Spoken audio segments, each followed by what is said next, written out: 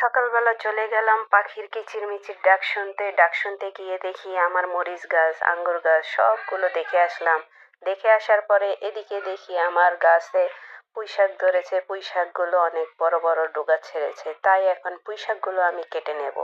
কেটে নেওয়ার পরে এগুলো দিয়ে রান্না করব। দেখুন অনেক লম্বা লম্বা ডগাগুলো হয়েছে, তো আলহামদুলিল্লাহ ছাদ বাগান থেকে নিয়ে আসলাম। এখন এগুলোকে বেছে ধুয়ে খুব ভালোভাবে পরিষ্কার করে নিয়ে এখন আমি চিংড়ি মাছ দিয়ে পুঁই শাকটা রান্না করব।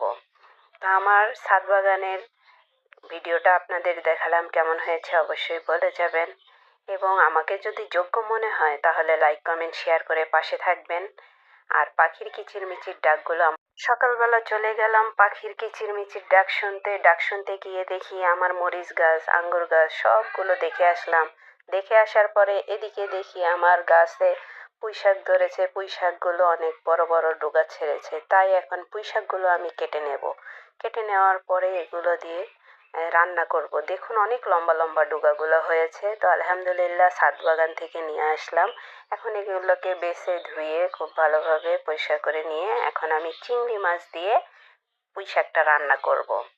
তা আমার ছাদ বাগানের ভিডিওটা আপনাদের দেখালাম, কেমন হয়েছে অবশ্যই বলে যাবেন, এবং আমাকে যদি যোগ্য মনে হয় তাহলে লাইক কমেন্ট শেয়ার করে পাশে থাকবেন। আর পাখির কিচিরমিচির ডাকগুলো